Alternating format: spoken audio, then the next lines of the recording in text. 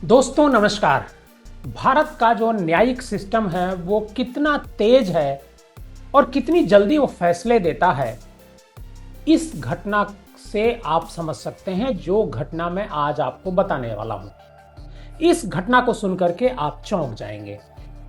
आप सोचेंगे कि आखिर हमारा जो न्यायिक सिस्टम है वो कितना सड़ चुका है कि एक व्यक्ति को न्याय पाने में 1-2 साल नहीं बल्कि 33 साल लग जाते हैं और 33 साल तक अपनी वो गुहार लगाता रहता है, लेकिन उसे फैसला 33 साल बाद मिलता है। हम बात कर रहे हैं एक सिपाही की।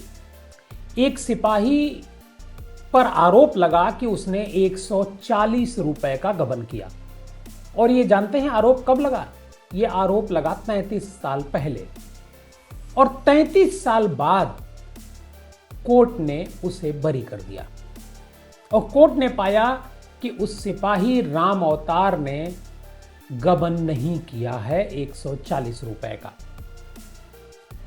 आप सोचिए कि 140 रुपए गबन का आरोप लेकर वो सिपाही 33 साल से जीवित था। 33 साल से वो बोझ लिए घूम रहा था। दरअसल ये कहानी है आगरा के जीआरपी के एक सिपाही राम अवतार की। राम अवतार के खिलाफ 1991 में एक केस दर्ज होता है। पुलिस वाले ही दर्ज कराते हैं कि 140 रुपए उन्होंने यात्रा भत्ता में गबन कर लिया। और उसके बाद कानूनी लड़ाई शुरू होती है उनके खिलाफ। विभागीय जांच होती है, फिर चार्जशीट होती है, फिर कोर्ट में जाता है मामला और कोर्ट में 33 साल लग जाता है राम अवतार को यह साबित करने में कि उन्होंने गबन नहीं किया है। दरअसल ये रकम जरूर छोटी है, इस तरह के बहुत सारे गबन होते भी हैं, बड़े पैमाने पर होते हैं, लेकिन वो छूट जाते हैं। 140 रुपए का गबन का मुकदमा 33 साल चलता है। दरअसल 8 सितंबर 1991 को जीआरपी में जो आगरा है वहाँ का जो तत्कालीन पुलिस उपाधीक्षक होते हैं व्यास देवी छोत्री ने जो सिपाही राम अवतार के खिलाफ एक मुकदमा दर्ज कराया, एक केस दर्ज कराया। राम अवतार पर आरोप था कि राम अवतार ने होमगार्ड वीरेंद्र सिंह और अनिल कुमार त्यागी के साथ झांसी पैसेंजर ट्रेन में एस्कॉर्ट ड्यूटी का गलत डेटा देकर के अधिक यात्रा भत्ता लिया। शिकायत के अनुसार सिपाही ने 1 से 8 सितंबर 1991 तक 7 दिन की ड्यूटी दिखाकर 6 फरवरी 1992 को 140 रुपए भत्ता लिया।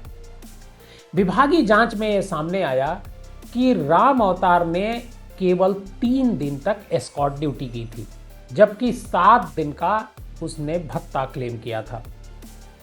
इसे नियम विरुद्ध मानते हुए उन पर सरकारी धन के गबन का आरोप लगाया गया।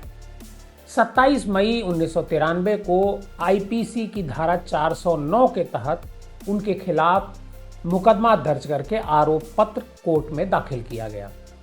अदालत ने समन पर राम अवतार ने आत्मसमर्पण किया और जमानत ले ली। इसके बाद मुकदमा शुरू होता है।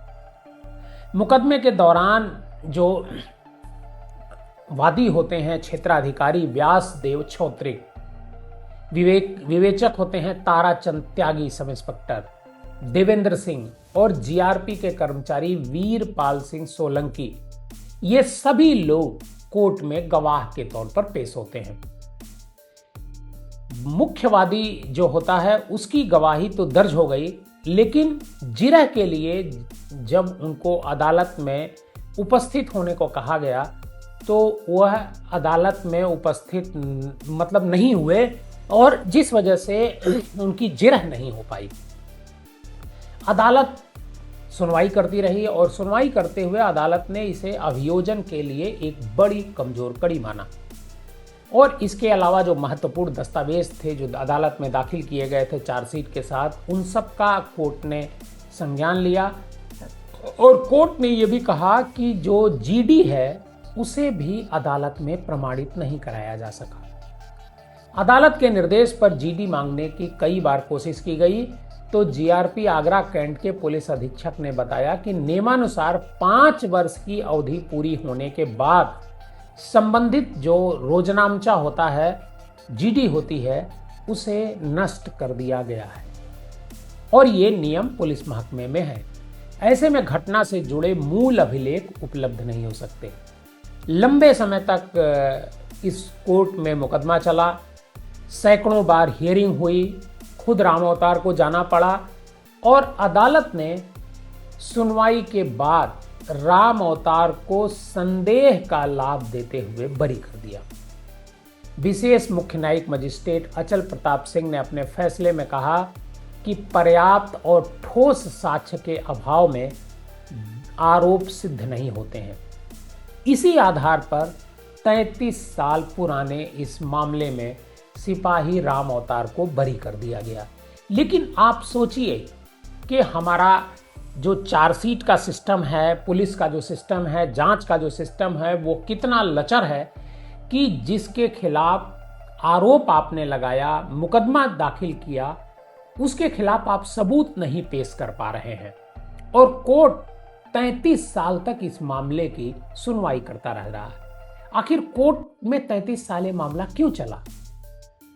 कोर्ट को ये जो साक्ष्य जिस आधार पर कोर्ट ने बरी किया, इस आधार पर राम अवतार को पहले भी बरी किया जा सकता था, 5 साल बाद ही बरी किया जा सकता था, 1996 में ही, क्योंकि 1996 में अगर कोर्ट ने डिमांड की होती तो भी पुलिस जीडी नहीं दाखिल कर पाती, क्योंकि 5 साल बाद जो जीडी होती है उसे नष्ट करने का उनके यहाँ प्रोविजन है।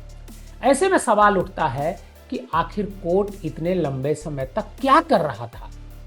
क्या कोर्ट में इतने ज्यादा केस हैं जिसकी वजह से सुनवाई नहीं हो पा रही है? और अगर ऐसा है तो फास्ट ट्रैक कोर्ट किस लिए है? ये बड़ा सवाल है। आप अगर हमारे इस चैनल पर नए हैं तो हमारे इस चैनल को सब्सक्राइब जरूर कीजिएगा।